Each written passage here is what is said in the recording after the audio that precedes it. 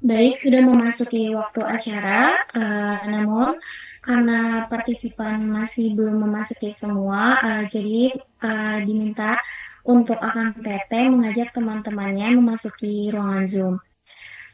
Baik, saya mulai. Bismillahirrahmanirrahim. Assalamualaikum warahmatullahi wabarakatuh.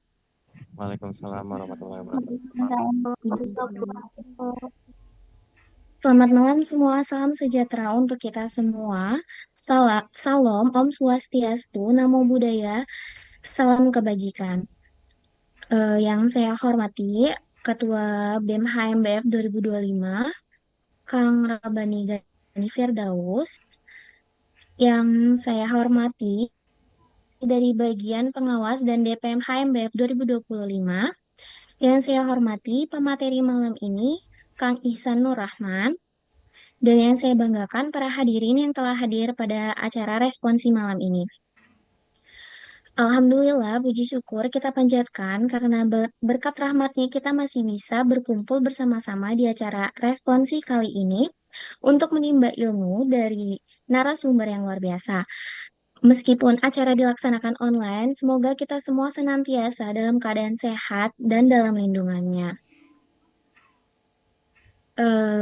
Membuka acara ini, saya selaku moderator izin memperkenalkan diri. Nama saya Dina Mutia Aladawiyah dari kelas Pendidikan Biologi A 2024 dengan NIM 2404310. Baik, demi membuka acara responsi malam ini, marilah kita bersama-sama membaca lafaz basmalah. Bismillahirrahmanirrahim.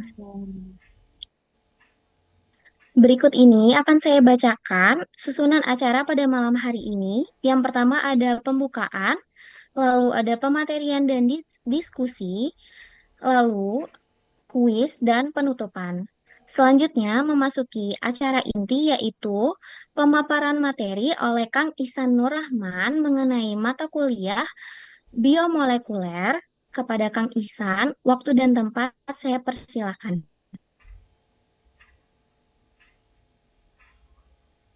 Baik, terima kasih sebelumnya untuk teman-teman BEM yang sudah menyediakan responsi kali ini. Mungkin boleh tolong dibantu share screen.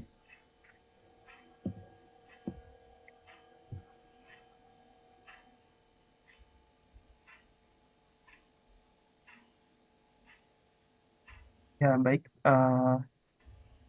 Materi pada kali ini, pada UTS ini biasanya berkaitan dengan central dogma. Nah, apa itu central dogma? Jadi central dogma adalah proses yang pasti terjadi pada organisme hidup. Hanya saja waktu terkait kapan terjadinya dan juga berapa lama proses itu terjadi itu berbeda pada setiap organisme. Boleh di next?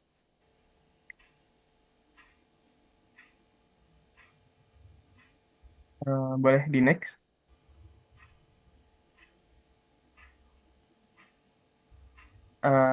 Sebelumnya yang bagian daftar isi. Ya, terima kasih. Nah, jadi central dogma ini adalah pemahaman mengenai kromosom hingga ke DNA, kemudian proses replikasi DNA, yaitu proses DNA menjadi DNA kembali, dan proses transkripsi hingga translasi, yang merupakan proses dari DNA menjadi mRNA, menjadi asam amino, hingga menjadi protein nantinya. Boleh di next?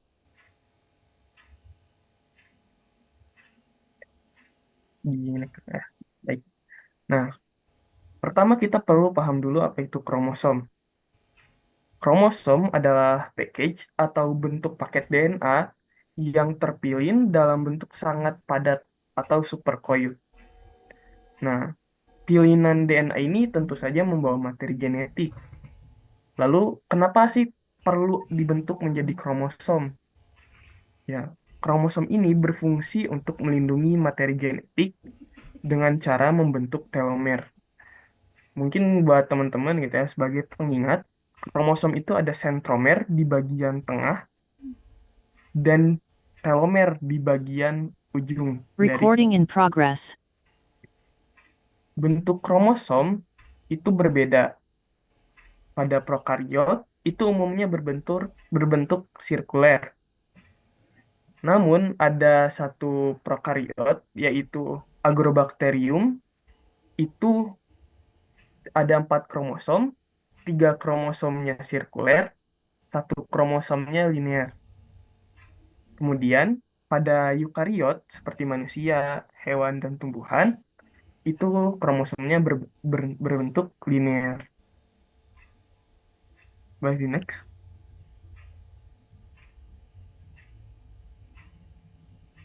Nah, tadi dijelaskan bahwa fungsi kromosom itu untuk melindungi materi genetik dengan cara membentuk telomer. Pembentukan telomer itu dilakukan oleh telomerase. Kalau diilustrasikan gitu, telomerase ini bentuknya kira-kira seperti yang di gambar kiri. Nah, telomerase ini enzim yang membentuk telomer. Nah, gimana caranya dia membentuk telomer? Di dalam bagian enzimnya itu terdapat RNA yang berfungsi sebagai template untuk DNA polimerase yang sehingga dapat memanjangkan DNA yang bukan materi genetik. Nah, panjang RNA telomerase ini berkisar antara ratusan hingga ribuan base pair atau pasang basa, tergantung dari kompleksitas makhluk hidupnya. Kalau manusia bisa ribuan, tapi kalau di hewan atau di tumbuhan tingkat rendah itu bisa berkisar antara ratusan. Baik, di next. Nah, tadi juga dijelaskan bahwa DNA itu terpilin. Terpilin dalam apa? DNA itu terpilin eh, pada protein histon. Nah, histon ini terbagi lagi menjadi 2 tipe, yaitu ada core histon dan linker histon. Core histon itu ada 4. Ini pasti ditanyakan. Harusnya ditanyakan sih. Ada histon H2A, H2B, H3A, sama H4. Ini fungsinya menjadi tempat DNA untuk melilitkan gitu ya, atau memilinkan untaiannya. Kemudian supaya terkunci, maka perlu linker histon atau histon H1. Kalau diilustrasikan seperti di gambar yang sebelah kanan. Boleh dilanjut. Nah, baru setelah dari kromosom, kita masuk ke DNA. DNA ini berisi materi genetik, bentuknya untai ganda atau double strand. Kemudian, DNA ini tersusun atas polinukleotida. Kenapa disebut tersusun atas polinukleotida? Karena tersusun dari banyak rantai nukleotida. Kemudian ditarik lagi, apa itu nukleotida? Nukleotida itu eh, gabungan dari gugus fosfat, karbohidrat. Kalau DNA itu karbohidratnya deoksiribosa. Kalau RNA itu ribosa dan juga basa nitrogen. Boleh di next. Nah, tadi kan dilihat struktur secara double helixnya. Sekarang kita lihat lebih dekat lagi eh, bagaimana DNA itu diilustrasikan. Di sini ada gugus P, yaitu gugus fosfat. Kemudian ada basa nitrogen purin yang diwarnai biru, baik itu biru muda ataupun biru tua, dan basa nitrogen pirimidin dengan warna kuning. Kemudian ada juga ikatan fosfodiester dan deoksiribosa yang berwarna ungu. Boleh di next. Nah, tadi kan sudah disebutkan bahwa DNA itu tersusun atas polinukleotida. Nah, apa lalu Apa bedanya nukleotida dan nukleosida? Karena seingat saya ada pertanyaannya, nukleosida dan nukleotida. Nah, nukleosida itu ikatan antara basa nitrogen dengan gugus karbohidrat. Misal dicontohkan di sini adenin dan deoksiribosa menjadi satu nukleosida dengan nama 2-deoksiadenosin. Kemudian bila ditambahkan fosfat, maka menjadi nukleotida dengan nama 2-deoksiadenosin 5-fosfat. Di sini kalian juga perlu mengingat basa purin itu memiliki dua cincin. Basa pirimidin itu hanya satu cincin. Boleh di next. Nah, kemudian setelah kita melihat lebih dekat nukleotidanya, kita lihat lagi lebih jauh. DNA itu umumnya right-handed atau tangan kanan. Gimana ilustrasi tangan kanannya? Jadi kalian bayangkan double helix DNA itu tangga spiral. Di gambar paling kiri dengan tulisan right-handed, itu kalian bayangkan kalian naiki tangga spiral, maka tangan kalian yang memegang pegangan tangga itu tangan kanan, maka itu disebut right-handed. Kemudian yang left-handed itu kalau kalian bayangkan kalian menaiki tangga, itu tangan kiri kalian yang memegang pegangan tangganya. Inilah yang membedakan right-handed dan left-handed. Umumnya itu DNA right-handed. Boleh di next.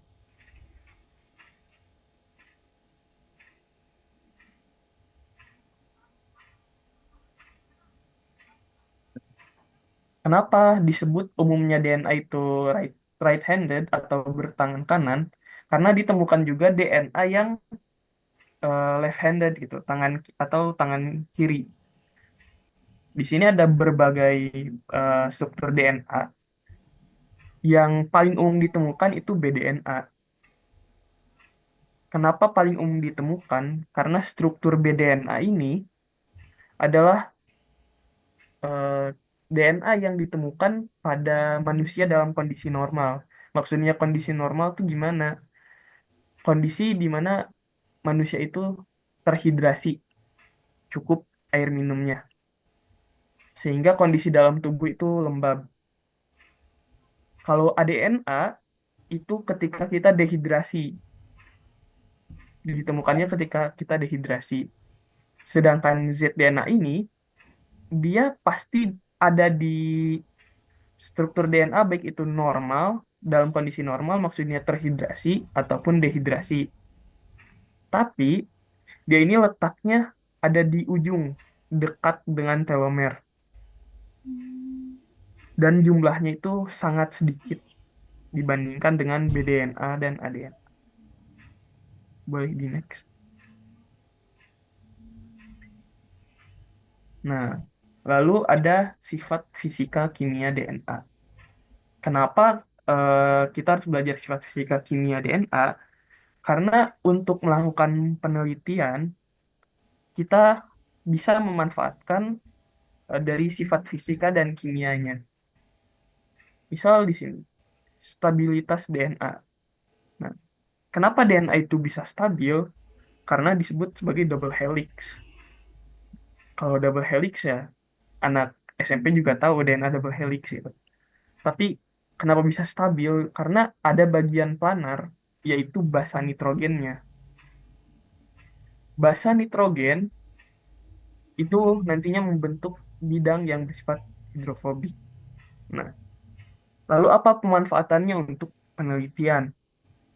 Nah, bagian planar ini bisa dimasuki ETBR atau etidium bromida yang dapat dilihat dengan sinar UV. Kalau mungkin nanti di praktiknya ada spek eh, ada PCR kemudian dilihat dengan elektroforesis. Itu kan memanfaatkan sinar UV untuk melihat kendaraan. penanda ya. Waktu zaman dulu itu kita pakainya ETBR, cuma sudah tidak digunakan lagi Hmm. karena karsinogenik, jadi dapat Oh. menyebabkan kanker. Hmm. Sebagai penggantinya, kita menggunakan Red atau methylene blue. Boleh di next.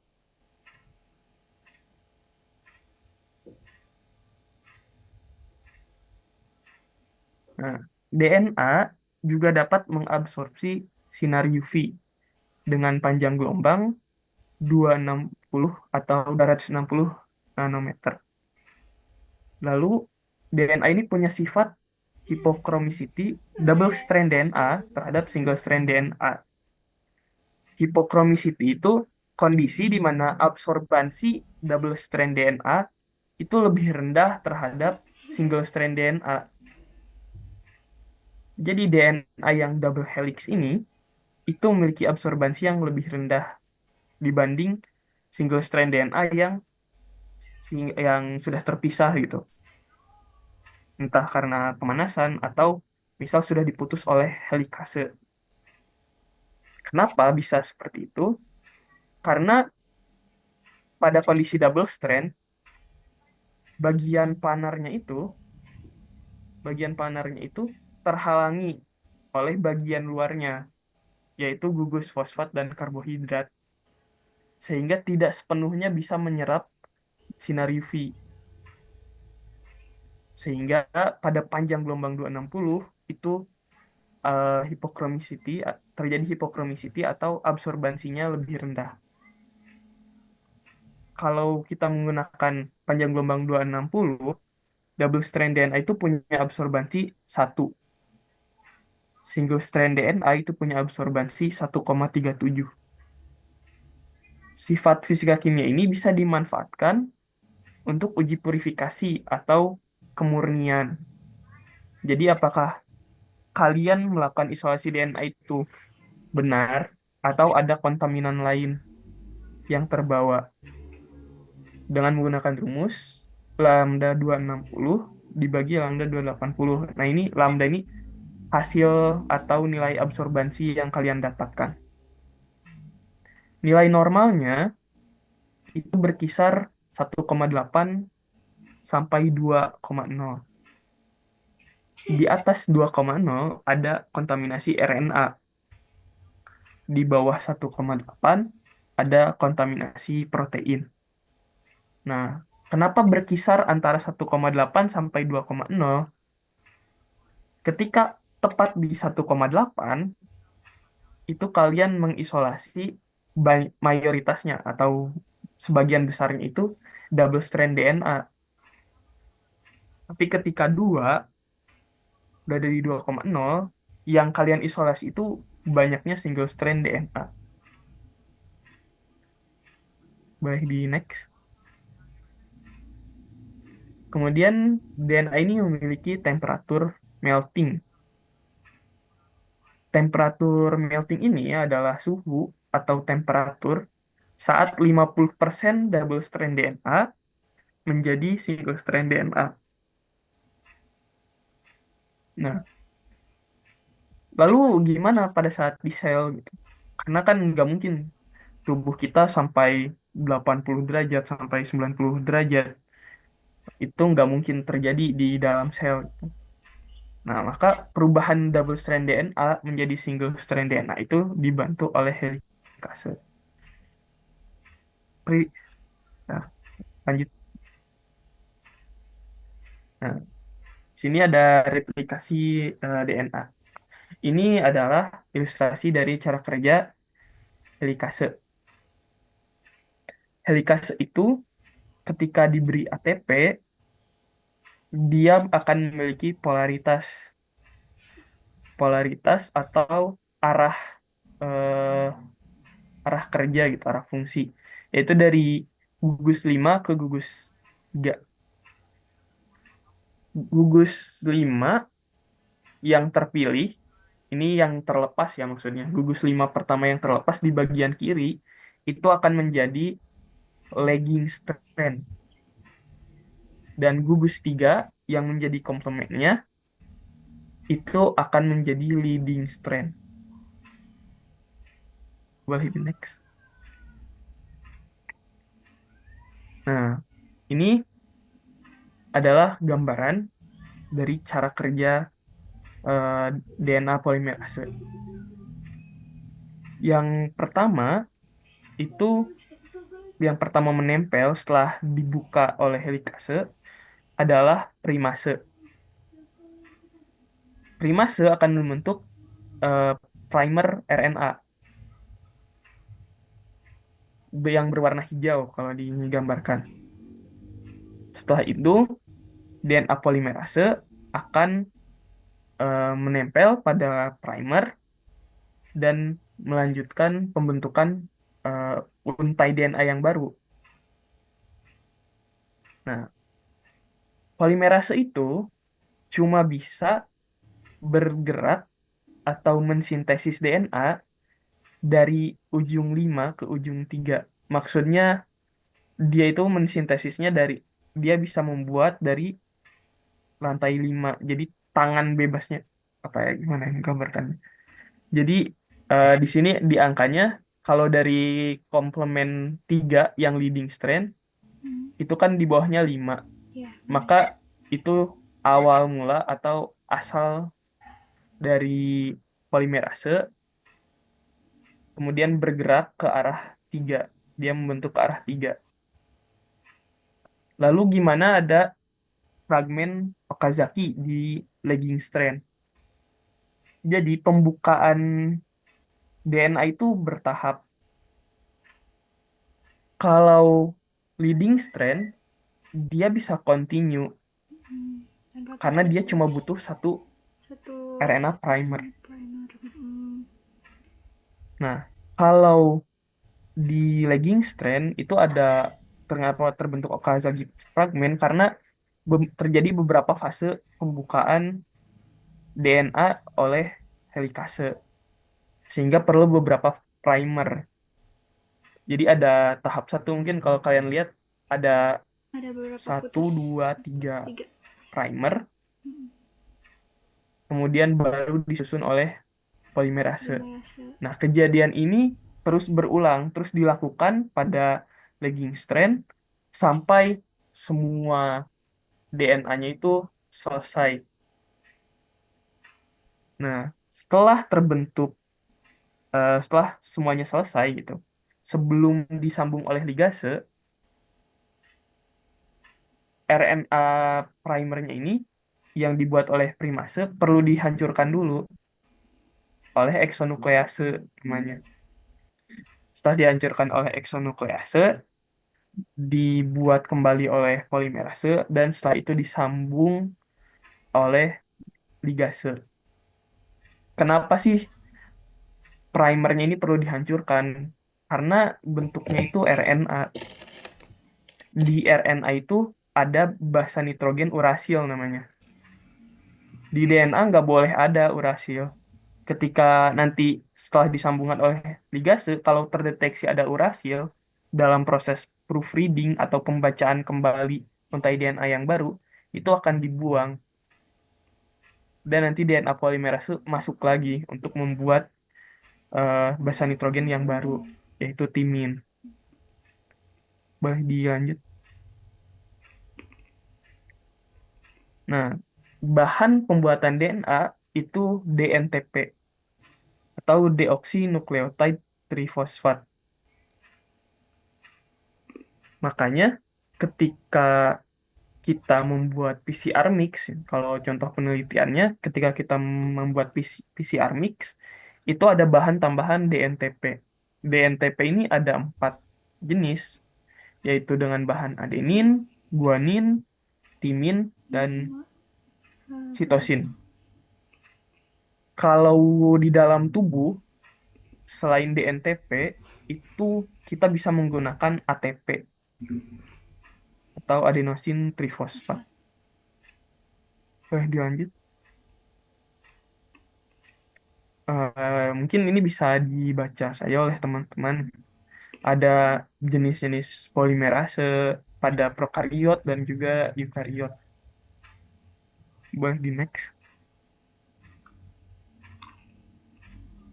Selanjutnya ada transkripsi.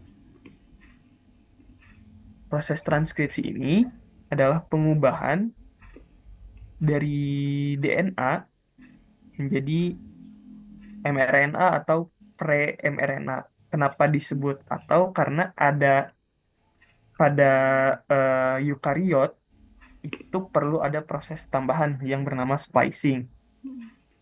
Nah, di sini dijelaskan dulu struktur dari RNA polimerase, khususnya RNA polimerase 2. Jadi, RNA polimerase itu punya tail atau punya ekor. Ekornya ini berisi capping enzim, kemudian komponen untuk splicing dan poliadenilasi faktor. Nah, 5' capping yang dilakukan oleh capping enzim itu hanya ada di eukariot. Sedangkan poliadenilasi ada di eukariot dan prokariot. Fungsinya apa? Fungsinya adalah untuk menjaga bentuk gen yang akan diekspresikan melalui proses translasi. Jadi supaya tidak ada basa nitrogen dari mRNA yang lepas, itu dijaga di ujung limanya oleh 5' capping, dan di ujung tiganya itu poliadenilasi. Boleh di next. Nah, ini proses transkripsi. Yang pertama itu ada TF2D. TF2D itu transcription factor 2D. Kenapa dia yang pertama muncul? Karena dia punya TBP atau binding protein yang dapat mengenali tata box. Jadi tata box ini adalah identitas. Kalau ada tata box, berarti ada gen yang harus diekspresikan. Harus ada gen yang ditranskripsikan.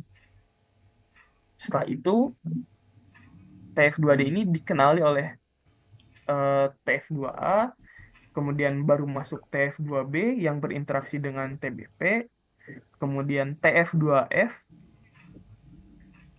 yang membawa RNA polimerase 2 ke TF2B, TF2E yang membuka helix DNA di bagian promotor, TF2H menginisiasi transkripsi dan menutup kembali helix DNA di promotor. Nah, pre-mRNA yang dihasilkan diberi 5' dan dilakukan poliadenilasi. Boleh di next.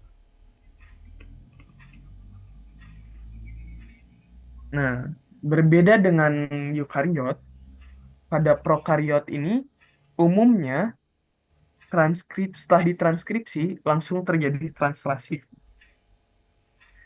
Kenapa hal ini terjadi? Karena pada umumnya prokariot itu tidak ada intron, sehingga tidak perlu melalui splicing. Kemudian prokariot juga tidak ada membran inti, sehingga ya mRNA yang dihasilkan itu melayang-layang di sitoplasma. Boleh di next. Nah, lalu di sini ada perbandingan antara replikasi dan transkripsi. Kalau replikasi itu DNA to DNA, kalau transkripsi itu DNA to pre-mRNA, kemudian replikasi itu prosesnya lebih lama, namun lebih akurat. Lebih akurat di sini jarang atau bahkan tidak ada mutasi pada DNA yang dihasilkan karena ada proofreading tadi. Nah, pada transkripsi ini memang prosesnya lebih singkat, namun bisa kurang akurat karena tidak ada proofreading. Boleh di next. Nah, selanjutnya ada splicing. Splicing ini umumnya terjadi pada eukariot, namun ada beberapa prokariot yang menghasilkan atau melakukan splicing. Nah, proses splicing ini memotong bagian intron dan menghubungkan bagian ekson. Kenapa intron perlu dibuang? Karena intron ini merupakan basa nitrogen yang tidak dapat diekspresikan menjadi gen. Sedangkan ekson itu bagian basa nitrogen yang nantinya akan diekspresikan menjadi gen. Boleh di next. Nah, kemudian splicing ini dibagi lagi atau diklasifikasikan lagi. Yang bagian A itu splicing dengan bantuan spliceosome atau kompleks protein yang tugasnya khusus membantu splicing. Ada juga yang grup 2 self splicing, di mana di grup 2 ini membentuk struktur yang mirip dengan primer RNA spliceosome. Nah, nama strukturnya adalah lariat. Kemudian ada grup 1 self splicing. Di sini dia tidak membentuk lariat setelah diputuskan bagian intronnya, itu dia tidak membentuk lariat. Kemudian kalau dilihat juga di sini ada branching point atau titik percabangan pada yang pre-mRNA spliceosome dan grup 2 self splicing itu berdasarkan basa nitrogen adenin. Sedangkan yang grup 1 self splicing itu berdasarkan basa nitrogen guanin. Sebentar, jangan di next dulu yang ini. Nah, ini kenapa bisa terjadi seperti ini? Karena dilihat dari garis evolusinya. Yang grup 1 atau di gambar bagian C itu lebih primitif.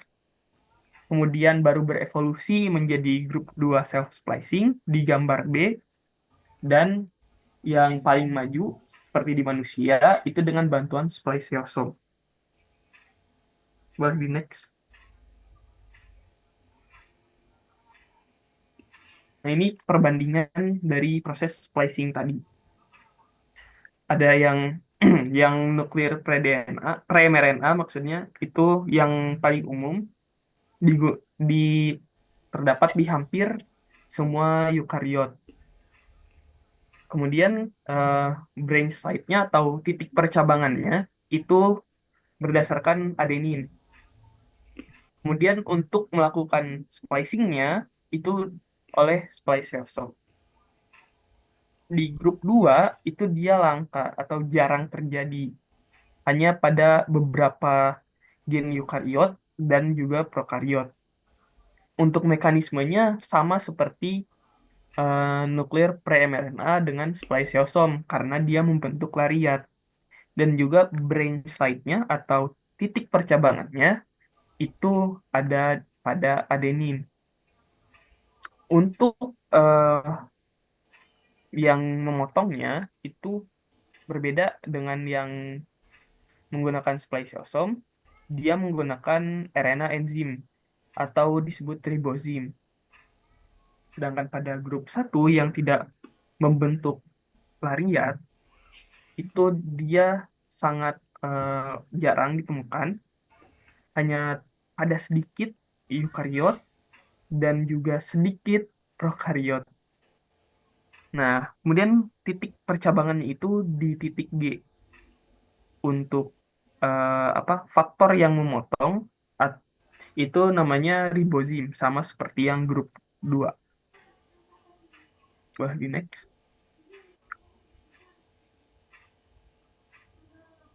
Nah, berikut ada gambaran dari splicing. Nah, splicing ini splicing yang membentuk lariat baik dengan spliceosome atau self splicing grup 2 itu memiliki mekanisme yang sama seperti gambar di samping kiri. Nah, lalu gimana caranya spliceosome ini bisa menentukan titik percabangan? Kan adenin itu banyak di intron. Nah, titik percabangan itu ditandai dengan BBP atau branch binding protein. Setelah itu BBP digantikan oleh spliceosome. Salah satu protein spliceosome itu ada U2 namanya. Nanti dia akan menandai lebih lanjut. Setelah itu dibantu oleh eh, U5, U4, dan U6 untuk melipat atau memfolding si intronnya. Setelah itu U6 nanti akan protein spliceosome U6 itu nanti akan menyambungkan antara ekson yang satu dengan ekson yang lainnya. Proses ini terjadi terus-menerus sampai semua intron itu terbuang.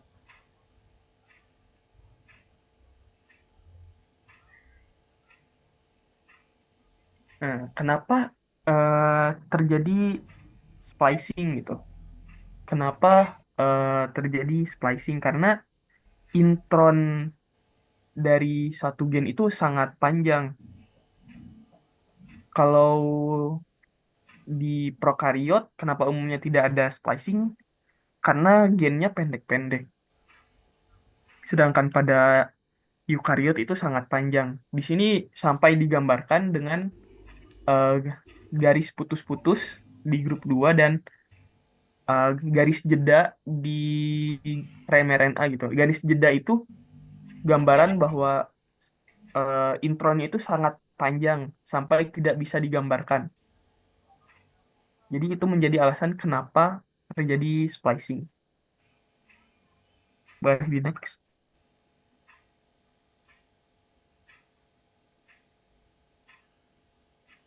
Nah, splicing ini bisa terjadi beberapa atau ada yang disebut alternatif splicing. Yang pertama, itu yang normal ya. Ini harusnya memang seperti ini gitu. Yang umum terjadi itu yang seperti ada 3 ekson ya, tiga-tiganya berhasil dipotong gitu. Kemudian ada ekson skip atau ada ekson yang terlewat. Di sini dari ekson 1, 2, 3 yang tersisa dari splicing itu hanya ekson 1 dan 3. Kemudian ada ekson extended. Jadi ada eh, intron yang tersisa dari splicing. Kemudian ada intron retain. Jadi berbeda dengan intron extended. Kalau intron extended itu si spliciosomnya atau ribozimnya itu salah mengenali sehingga eh, bagian eksonnya dinilai lebih panjang dari yang seharusnya. Kemudian di intron retain itu dia memang tidak dikenali oleh intronnya itu tidak dikenali oleh spliceosome. Jadi dia sepenuhnya dianggap sebagai ekson oleh spliceosome atau ribozim. Kemudian ada juga alternatif ekson di mana eh, satu gen nanti menjadi 2 protein. Nanti ada contohnya. Boleh di next. Nah, ini adalah contoh dari splicing yang intron retain atau intronnya dipertahankan. Umumnya gen yang bukan gen, mRNA yang masih memiliki intron itu tidak diekspresikan menjadi gen, tidak diekspresikan menjadi protein, sorry, tidak diekspresikan menjadi protein. Kenapa? Karena di intron juga ada stop codon, sehingga nanti proteinnya terlalu pendek sehingga tidak bisa fungsional gitu. Namun ada kejadian khusus di mana gen SV40 antigen yang ada pada kera itu ternyata bisa diekspresikan walaupun hasilnya itu menjadi gen resesif. Di sini dilihat di gambar yang kiri itu proteinnya jadi lebih pendek dibandingkan dengan yang kanan yang normal. Boleh di next. Nah, tadi disebut ada alternatif ekson. Di sini satu gen menjadi 2 protein. Ada alfa troponin T dan beta troponin T. Secara umum, eh, splicing seperti ini tuh bisa menjadi fungsional atau proteinnya itu bisa bekerja apabila dua protein ini bekerja sama menjadi satu protein bentuk quaterner namanya. Tapi alfa troponin T dan beta troponin T ini ditemukan bisa bekerja secara sendiri-sendiri atau secara mandiri. Nah, ini merupakan kejadian yang langka gitu. Umumnya kedua protein yang dihasilkan dari satu gen ini harus bekerja sama. Di next.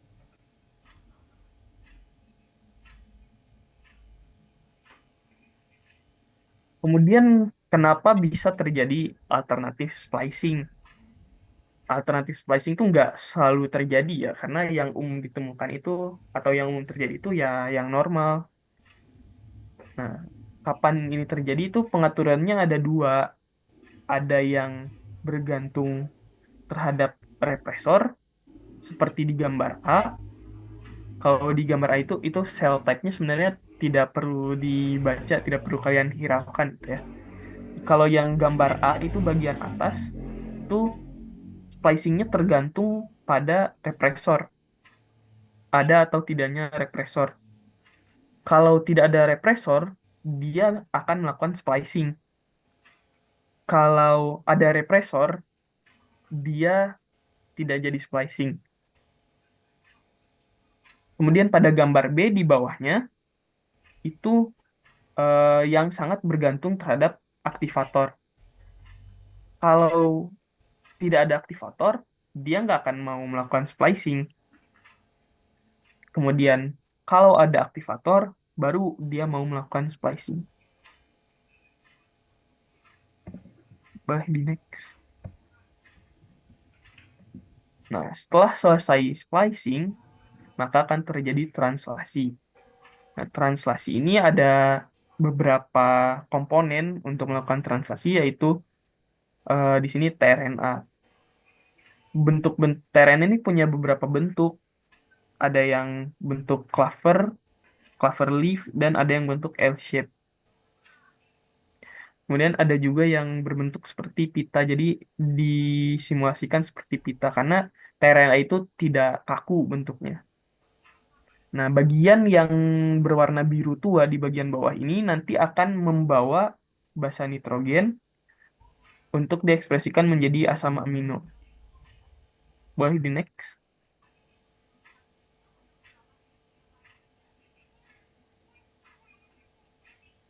Nah, komponen kedua dari proses translasi ini adalah ribosom. Pada eukariot dan prokariot, keduanya memiliki ribosom. Ribosom itu ada dua lagi, dibagi lagi menjadi small ribosom sama yang large ribosom.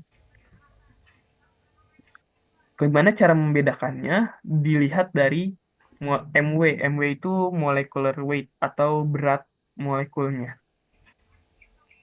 Boleh di next. Nah, ini adalah gambaran dari translasi.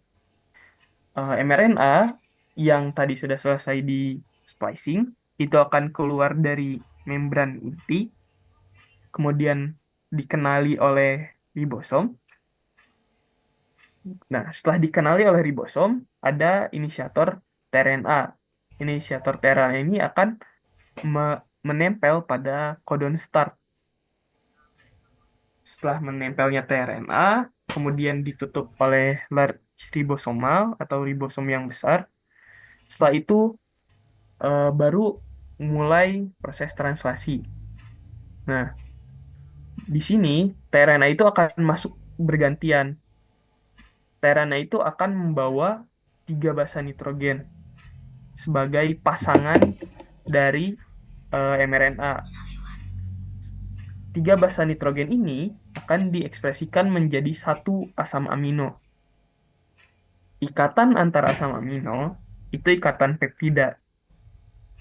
Nah, ikatan peptida itu nanti memanjang, semakin banyak akan membentuk protein. Protein itu ada yang struktur primer, sekunder, tersier, dan kuaterner. Struktur primer itu ketika baru keluar dari ribosom, ketika baru selesai translasi. Kemudian akan melipat, membentuk alpha helix atau beta sheet. Itu masuk ke struktur sekunder. Setelah itu melipat lagi menjadi struktur tiga dimensi yang dinamakan struktur tersier. Kemudian untuk mencapai struktur kuaterner, itu perlu lebih dari dua protein dengan struktur tersier untuk bergabung. Nah, kapan protein itu dikatakan sebagai enzim? Karena ada protein tadi, ada spliceosome itu protein, ada juga ribozim atau RNA enzim. Kenapa bisa berbeda penamaannya?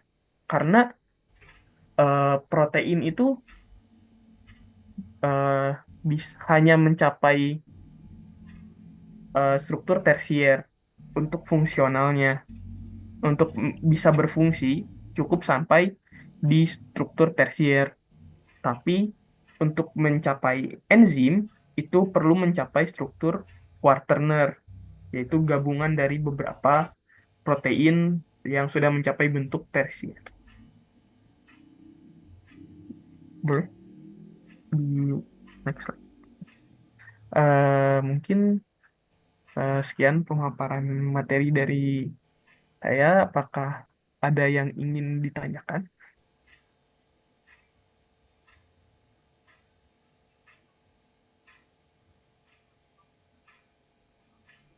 Baik, untuk teman-teman semua, kita memasuki sesi tanya jawab. Jika ada yang ingin ditanyakan, boleh segera ditanyakan ya. Bisa open mic dan kamera.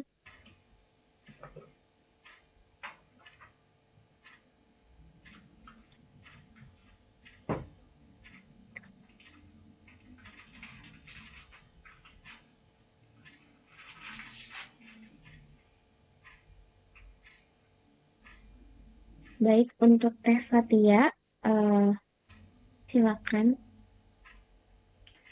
Dari Teh Fatia dulu ya. Oh, baik. Terima kasih atas kesempatannya. Recording Izin stopped. izin bertanya, Kang.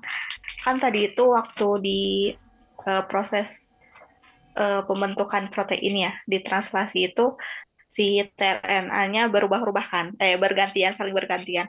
Nah, sedangkan si proteinnya itu beruntuyan. Nah, yang memegang si proteinnya itu apa sih, Kang? Gitu. Terima kasih. Jadi satu sama lainnya terus-terusan rantai gitu loh, Kang. Nah, itu apa ya, Kang? Baik, terima kasih untuk Teh Fatia pertanyaannya. Untuk Kang Isan, ini pertanyaannya mau ditampung dulu atau langsung jawab? Mungkin ditampung dulu aja ya. Boleh. Kita lanjut ke Teh Kire ya. Boleh untuk Teh Kire dipersilakan. Baik, izin bertanya, Kang. Untuk yang tadi itu, kan di protein sekunder itu dia jadi beta sheet. Nah, itu tuh beta sheet itu suatu istilah lain untuk protein sekunder atau jadi struktur baru. Dan kalau misal jadi suatu struktur baru, itu apakah ada fungsi khususnya gitu, Kang? Terima kasih. Baik, terima kasih Teh Kire untuk pertanyaannya. Untuk teman-teman yang lainnya, apakah ada pertanyaan lagi? Jika tidak bisa on mic, boleh drop di kolom chat ya.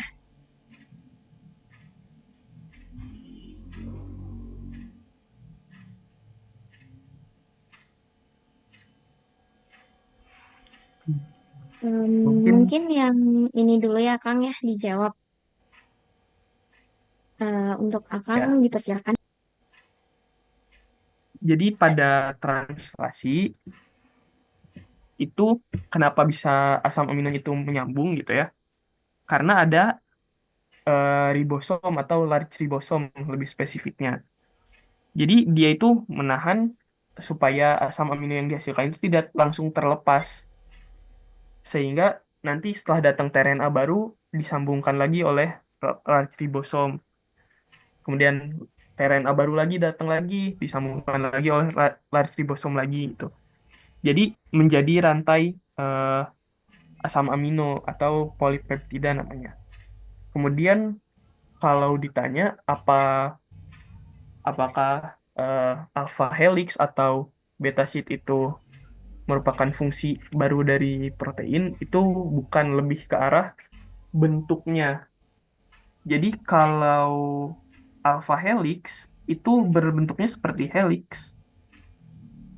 Asam aminonya nanti dibentuk seperti helix, seperti seperti spiral. Kalau beta sheet itu nanti asam aminonya dibentuk seperti eh, papan yang zigzag, apa ya, seperti mungkin seperti seng, lebih miripnya seperti struktur seng gitu. Kalau kalian pernah lihat atap seng seperti itu, berbentuk zigzagnya. Nah, ini dibentuk sesuai dengan kebutuhan dari protein itu nanti dibutuhkan di mana. Kalau alfa eh yang akan tahu sih cuma beta sheet ya. Beta sheet itu dibutuhkan di rambut kalau nggak salah. Itu tergantung lagi nanti setelah dihasilkan akan diarahkan kemana. Karena gen itu kan diekspresikan ada tujuan tertentu. Gitu. Mungkin menjawab dua pertanyaan.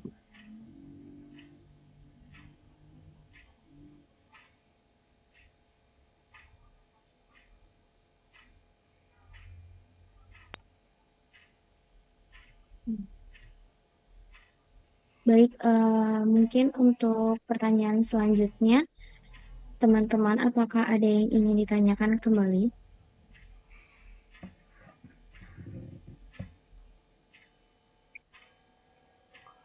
Mungkin izin menjawab yang ada di kolom eh, chat dulu ya. Oh ya, ada ya. Itu bagaimana spliceosome dapat secara akurat mengidentifikasi dan menghilangkan intron dari transkrip primer RNA. Dan bagaimana kesalahan dalam splicing dapat menyebabkan penyakit. Yang kenapa dapat mengidentifikasi dan menghilangkan intron itu karena ada BBP kan tadi, branch binding protein.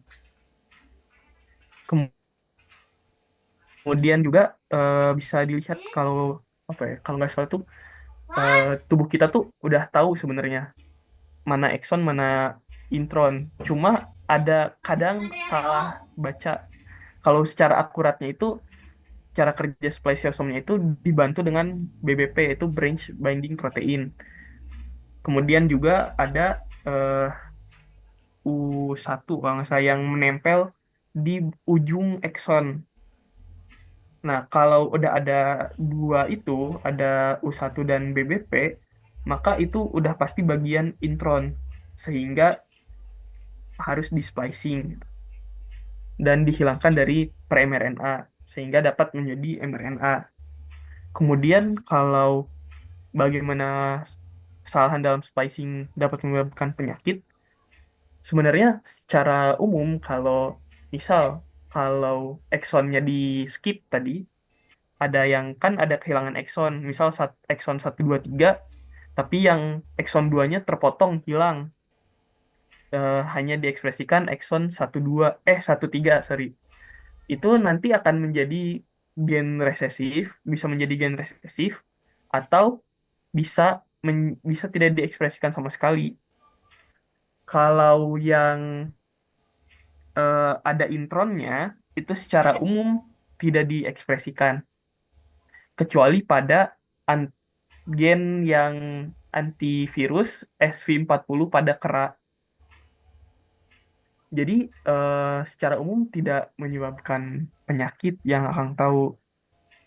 Mungkin kalau lebih penasaran boleh ditanyain ke Bu Ani Aryani kalau yang lebih ke manusianya. Tapi kalau ke tumbuhan mungkin bisa ditanyakan ke Bu Ani Fitriani supaya dapat jawaban dari yang lebih ahli.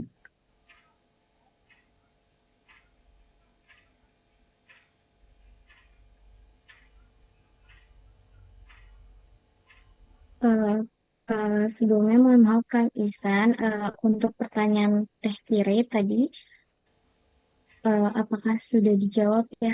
Maaf tadi nge-lag banget di saya. Oh Sudah ya, tadi sudah maaf, dijawab Sofi. Oh iya, tadi sudah menjawab. oke, baik, terima kasih. Eh, untuk pertanyaannya, lanjut, apakah dari teman-teman yang lain ada yang ingin ditanyakan?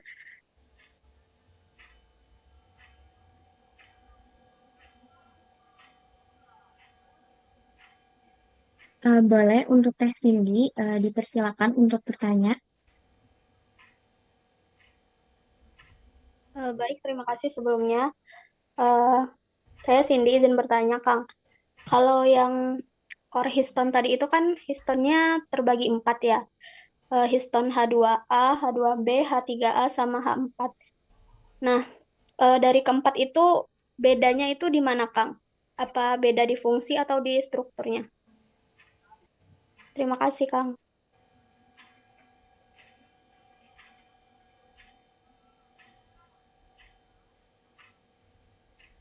Baik, terima kasih Teh Cindy untuk pertanyaannya.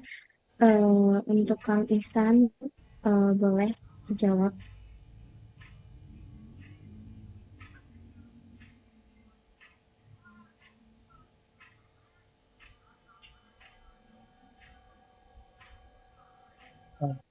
Sebenarnya kalau secara fungsi itu sama, yaitu sebagai tempat untuk DNA itu terpilih gitu. Kemudian mungkin kalau yang akan tahu, histon H2 itu lebih fleksibel bentuknya. Kemudian eh, kalau histon H4 itu apa ya, pilihan DNA-nya paling banyak itu ditemukan di histon H4. Jadi kalau kalian melihat ngebayangin gitu ya, kayak gulungan layangan, tali layangan, itu gulungan yang terbanyaknya itu ada di histon H4 berakhirnya. Mungkin itu sih yang akan tahu gitu. Cuma kalau secara fungsi sama sama semua. Oke, terima kasih, Kang.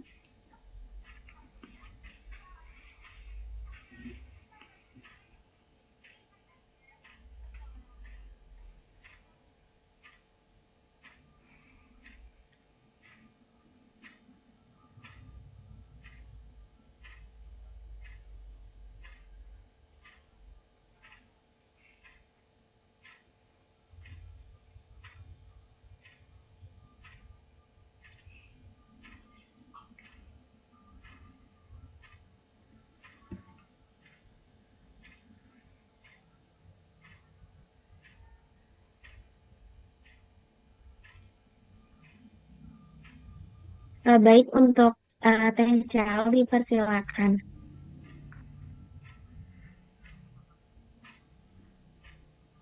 Makasih sebelumnya izin bertanya Kang, tadi tuh waktu dijelaskan replikasi DNA, saya tuh kurang terlalu mendengar gitu. Kan yang pertama itu ada helikase, kemudian tahapannya gitu ya. Kemudian ada primase, kemudian primer ini menutup primer RNA, kemudian kan ada Okazaki fragment ya.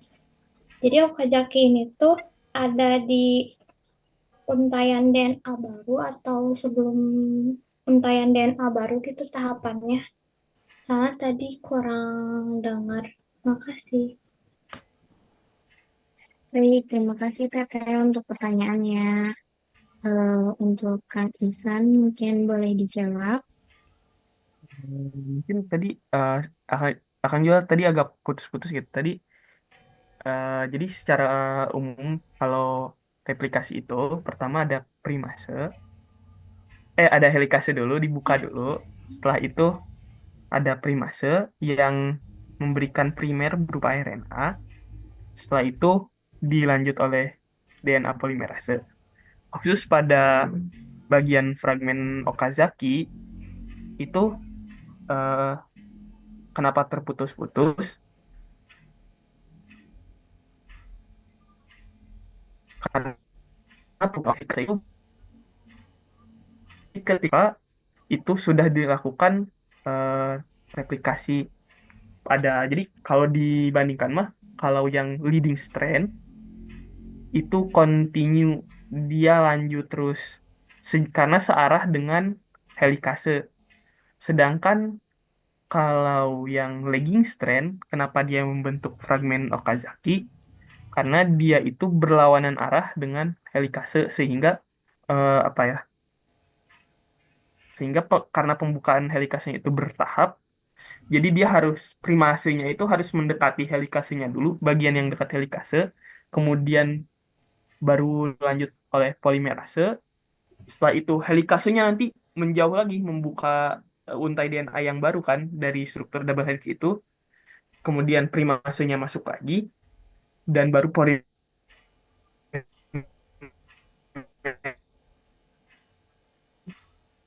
itu sampai semua untai DNA-nya itu selesai direplikasi. Baru setelah itu, setelah selesai semua, nanti masuk eksonuklease. Eksonuklease ini nanti membaca hasil untai DNA yang baru. Tujuannya apa? Yaitu untuk menghilangkan primer dari primer yang sudah dihasilkan dari primase. Kenapa harus dihilangkan? Karena bentuknya RNA bukan eh, DNA. Yang pertama ada basa nitrogen urasil, yang kedua gulanya beda, yaitu kalau RNA kan ribosa, kalau DNA kan deoksiribosa. Jadi kalau yang DNA itu kehilangan satu oksigen. Nah, setelah dihilangkan oleh eksonuklease, baru masuk polimerase lagi, DNA polimerase lagi untuk memberikan DNA yang baru. Setelah itu disambung oleh ligase, dicek lagi, disambung oleh ligase. Kemudian ada proofreading lagi, pembacaan ulang lagi oleh DNA polimerase untuk memastikan bahwa semua DNA itu selesai direplikasi, semua basa nitrogennya punya pasangan, dan tidak ada RNA yang tersisa.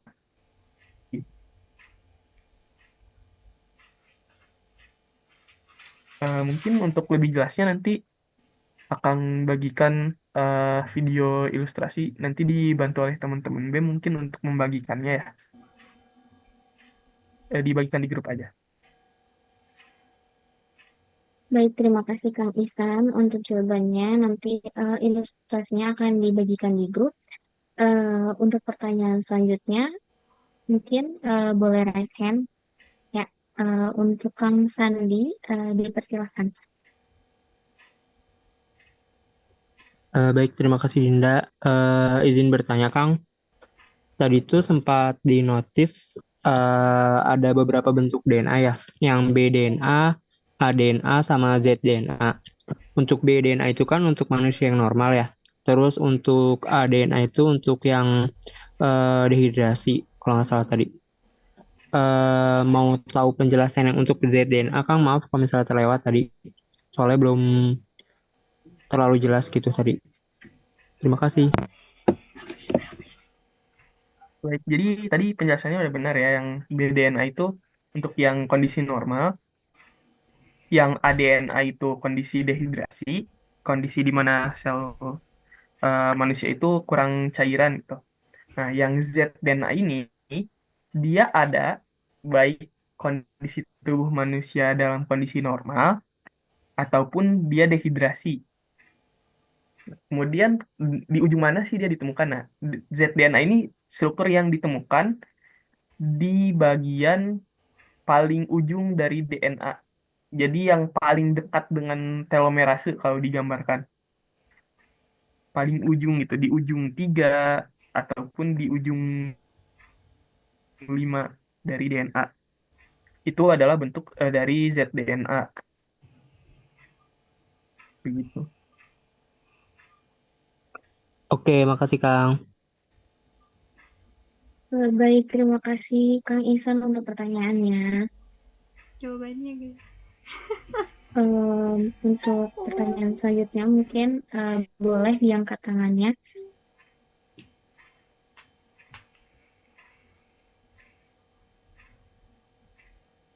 Jika tidak bisa open mic, boleh di drop di kolom chat ya.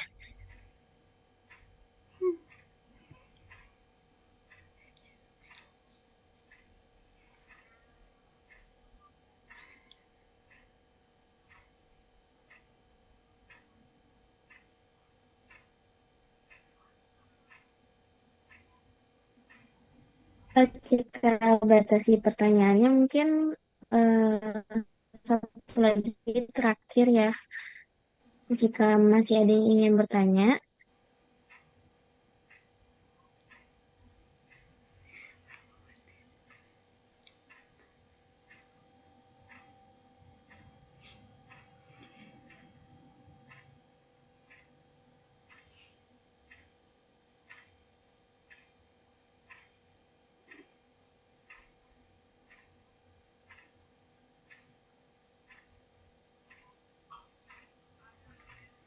baik mungkin eh, boleh untuk Teh Fatia ingin bertanya lagi, boleh di open mic.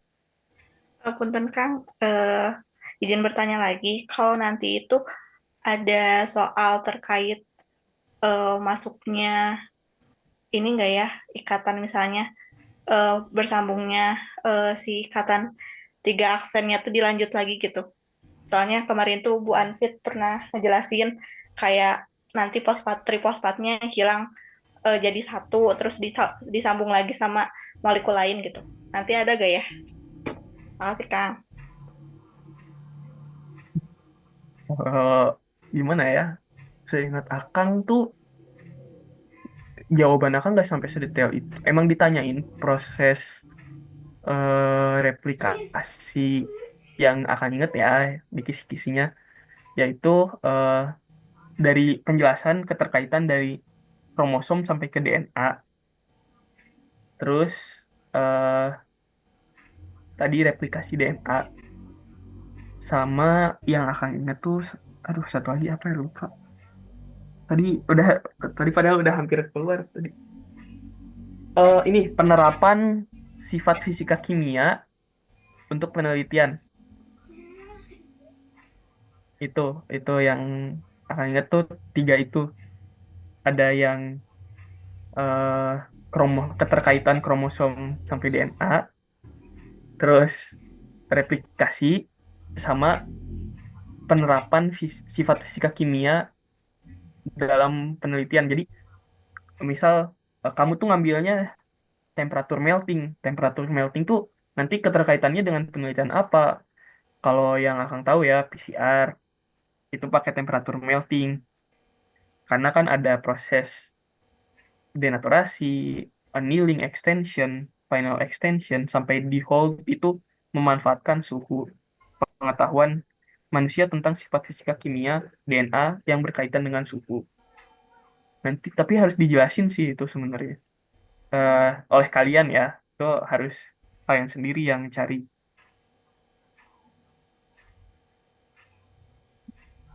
Dan soalnya esai ya,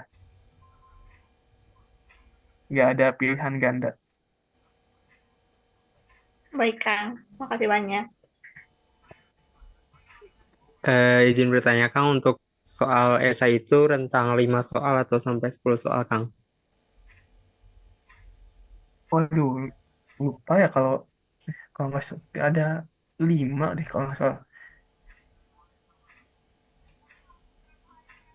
Ada berapa ya? Lupa bentar. Coba tanya ke yang lain dulu ya. Ada berapa? Oh enggak. Oh ini 5 tapi beranak. Jadi kalau di total-total ada 15. Enggak, Wow. 15-20 soal. Nah, tapi itu kalau kalau kalian ngisinya asal ngisi aja ya, maksudnya asal ada kalian dasar teorinya, pemahaman umum, itu kalian pasti dapat nilai. Karena kemarin sih angkatan abang bagus-bagus ya. Di atas 70 lah. Semua di atas 70. Ya itu yang dapat segitu juga, itu teh ada yang kosong gitu teh. Ada yang gak ngisi sama sekali. Maksudnya misal soal nomor satu bagian A, nah itu dia gak ngisi tuh. Nah itu mah udah dinolin, langsung dinolin. Karena harusnya ya ngisi aja gitu. Pemahaman kalian tentang, misal tentang replikasi ya apa replikasi itu. Kalian jelasin dulu replikasi itu apa definisinya. Kemudian prosesnya gimana. Kalau kalian gak bisa detail, gak bisa nanti, oh ini nanti DNTPS-nya diputusin trifosfatnya. Disambungin, baru disambungin lagi. Kalau kalian gak bisa sedetail itu, ya kalian bilang aja disambungkan oleh DNA polimerase. Asal keisi sih, asal keisi dan benar. Jangan udah ngasal salah lagi. Jangan replikasi kalian jawab RNA polimerase, jangan. Jangan kayak gitu. Ngisinya harus ada general knowledge, jadi pemahaman umum dulu. Tapi nggak tahu ya soal tahun ini eh, beda atau sama, soalnya dosennya kan beda ya tiap kelas. Bu Ani Fitriani sama Bu Ani Aryani sekarang dipisahkan kelas. Kalau yang kemarin nyatu. Digabung Kang, Oh digabung. Buan ya Buan sama Bu Ani Aryan. Hmm, harusnya ada yang pasti ada yang dirubah, cuma nggak beda 180 derajat, nggak beda semua sih harusnya.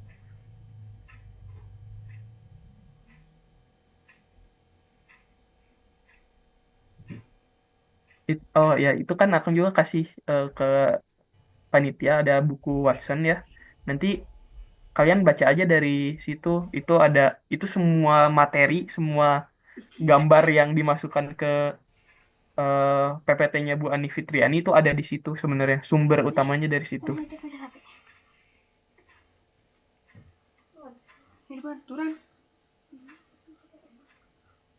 Baik, untuk efisiensi waktu, eh, kita akan lanjut ke sesi selanjutnya, yakni sesi kuis atau close test. Terima kasih sebelumnya untuk Kang Isan atas pemateriannya. Kita akan lanjut ke sesi close test, itu akan dikirimkan link Google ya, Google G Form. Ya, untuk seluruh peserta dimohon untuk mengisi post test ini karena akan menjadi penilaian juga.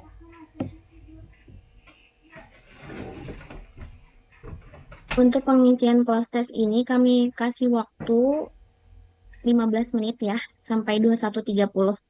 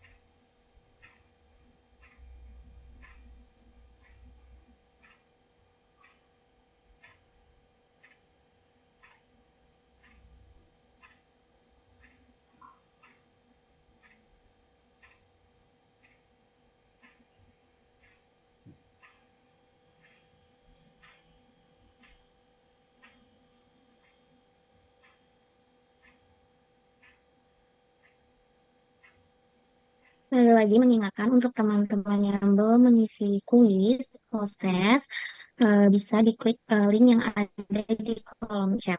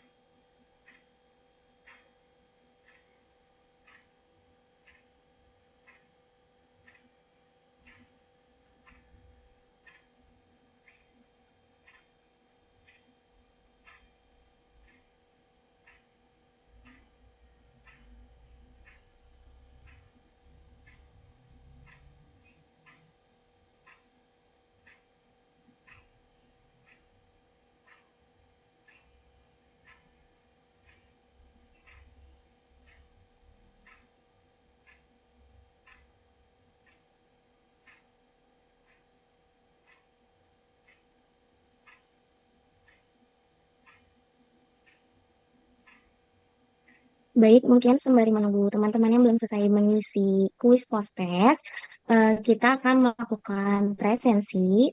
Untuk link presensi akan ditaruh di kolom komentar, kolom chat, sehingga bisa diisi dari sekarang.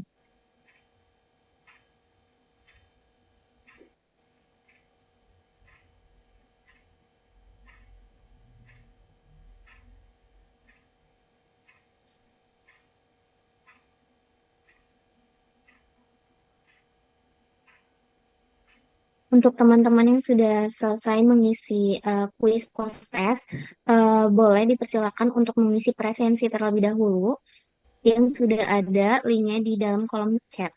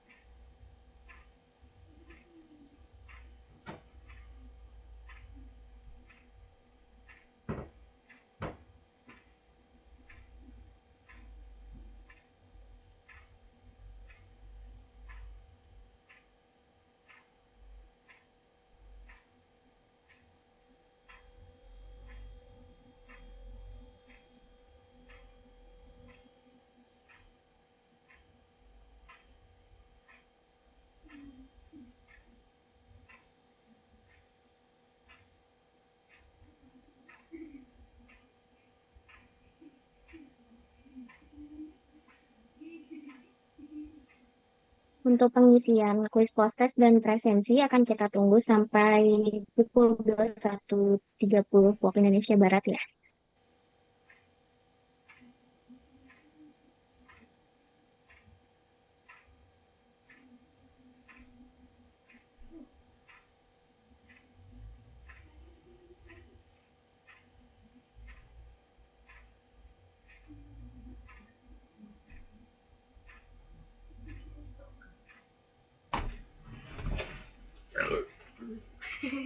Makhluk.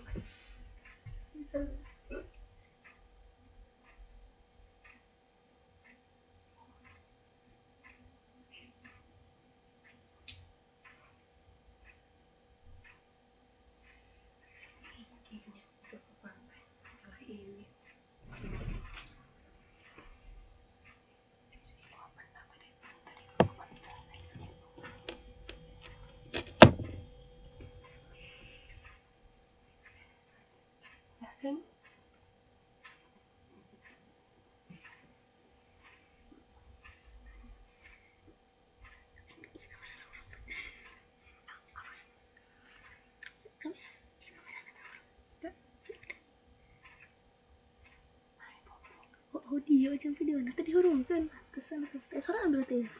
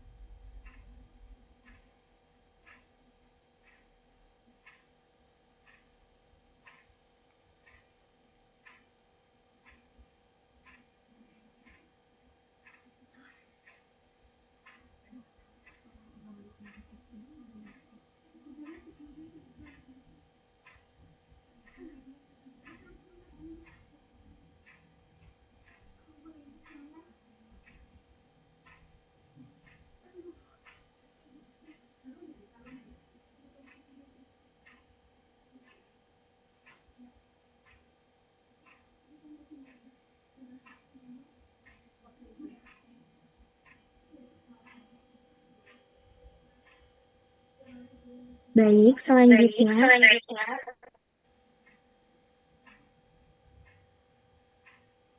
Baik, selanjutnya ada pemberian sertifikat kepada pemateri sekaligus dokumentasi bersama kepada teman-teman dan Kang Ihsan Nur Rahman dipersilakan untuk on cam.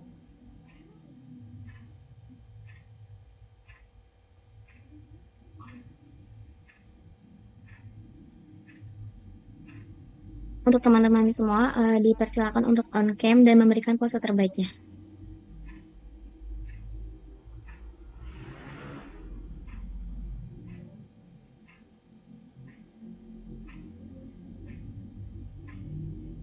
Mungkin untuk Kang Ihsan boleh on cam terlebih dahulu. Baik, ya.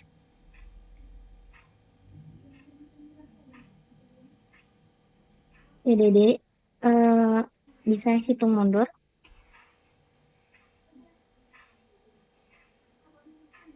Oke, aku saja yang hitung mundur ya. 1, 2, 3. Oke, slide selanjutnya. Ya, 1, 2, 3. Mungkin yang nggak bisa on cam boleh berikan reactionnya ya. Slide selanjutnya. 1, 2, 3. Sekali lagi. 1, 2, 3. Ya. Terima kasih.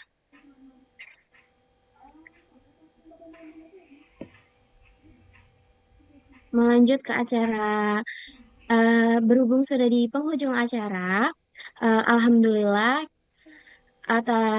atas responsi malam hari ini telah berjalan lancar dengan mata kuliah biomolekuler. Terima kasih banyak kepada pemateri dan juga peserta yang telah hadir telah menyimak acara dari awal hingga akhir. Semoga ilmu yang didapat dapat bermanfaat dan membantu proses belajar UTS kita sehingga mendapatkan hasil yang terbaik.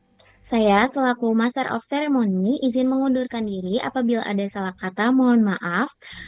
Wabillahi taufiq wal hidayah. Wassalamualaikum warahmatullahi wabarakatuh. Waalaikumsalam.